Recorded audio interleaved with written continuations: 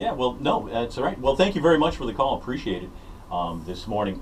All right, so you got your basic, you got your equipment, you got some stuff. Now, there's all kinds of different malts that make different beers. So maybe we can Indeed. talk a little bit about malt because that is one of the basic ingredients that you start with.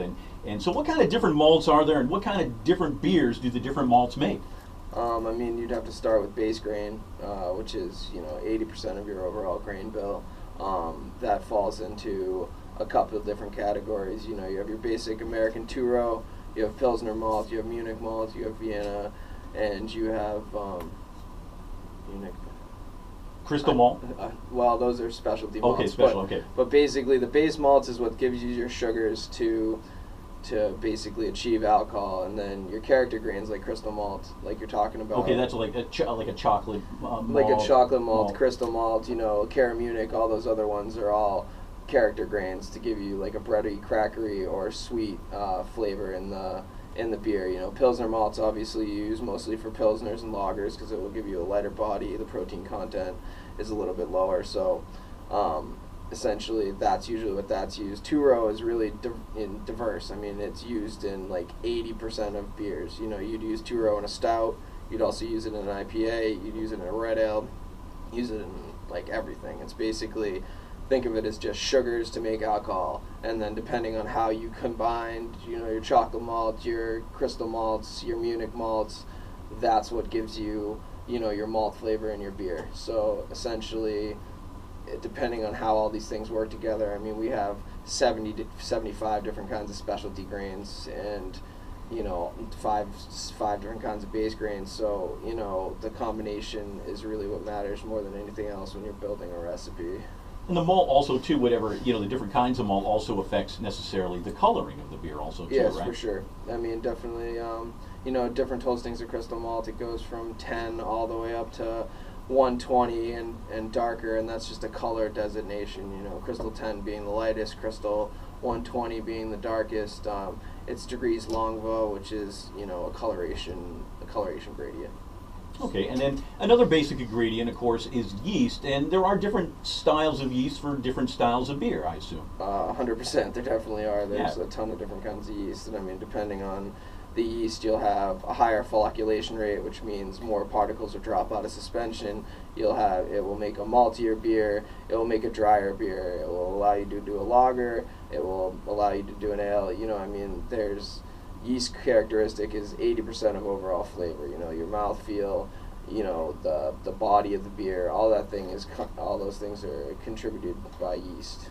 Kind of well, yeah, and kind of when you say maltiness, kind of the thickness of the beer. Exactly. And also too, I know in brewing a few times myself, a lot of times there's a big difference between a beer, let's say, that's been unfiltered and filtered. And if it's been filtered, you kind of get rid of the yeast, but if it's unfiltered, a lot of times a lot of yeast is still left in the beer, correct? Exactly. I mean, how you would carbonate the beer is having active yeast in the bottles consume sugars that you're adding back, give off CO2 in the closed environment, and that creates carbonation. So, yeah, I know you wouldn't think, right? Yeah. And then big breweries like take Harpoon or Sam Adams, they're force carbonating, so they're forcing CO2 into, to dissolve it in the liquid to carbonate it. But with bottle conditioned beers, you could, a lot of Belgian beers are bottle conditioned, and a lot of small breweries, like your small local nano breweries that are popping up all over the place. Those ones also will be bottle conditioned just because it's less equipment and it's more feasible for them to do it that way, and you can always see like a little dusting of yeast across the bottom. Mm-hmm. Yeah. So. Do you right now have the Henniker Brewery? Yeah, of course. That's okay. I'm just trying to think because we had them on and Yeah, he stopped in after he was on the radio. Yeah, Chris Shea, Yeah. The head brewer at Henniker, and a nice guy. We had him on and everything, and they've got a nice operation up there, and some good taste. And they brew some really, really good beer, and very tasty. And of course, they brew 4 different styles of beer. 5. Or 5 now. Yeah, that's right, 5.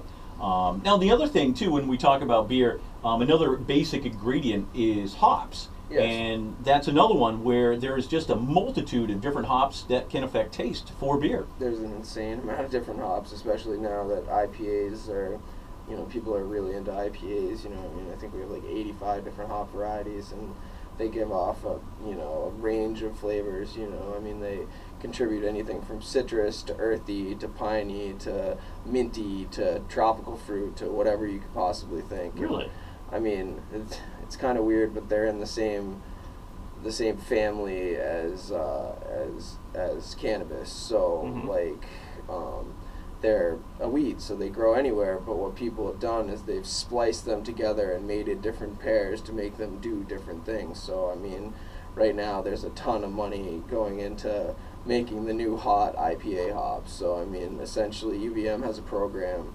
They're doing stuff. There's a ton of it in the Pacific Northwest. I mean, there's new hops coming out that just have numbers next to them. Sierra Nevada put out a beer a month ago that has an experimental hop that doesn't even have a name yet. I mean, that's how much, this is changing all the time. How much is the small breweries affecting the way that the major breweries do their business, and are they changing to meet that trend? I mean, it depends what you classify as a small brewery. I mean, is a brewery the size of Henniker affecting Sam Adams? No. Is a brewery the size of, say, Founders affecting Sam Adams? Yes. I mean, the whole thing with Rebel IPA that you've seen everywhere, that's a direct response to Lagunitas IPA. They're making a West Coast style citrusy IPA to respond to people not buying beer for the IPAs from them and buying it from another company because they like the flavor better.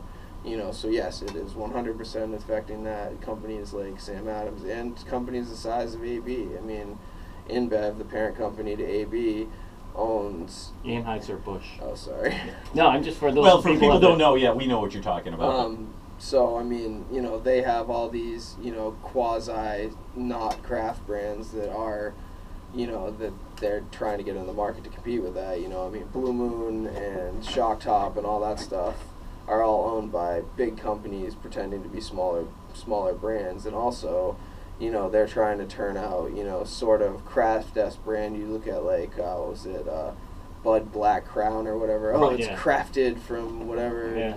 I don't even know, but at any rate, you don't probably want the finest rice available. Yeah. So I mean, that's a response to craft beer, and they're trying to get into it, and they've bought companies like Goose Island, and they just bought a company on Long Island. So they're trying to watch these companies to see how do we do this smaller brewing correctly. How do we make beer that people respond to in the same way that they're responding to this segment of the market? But I mean, craft beer as a general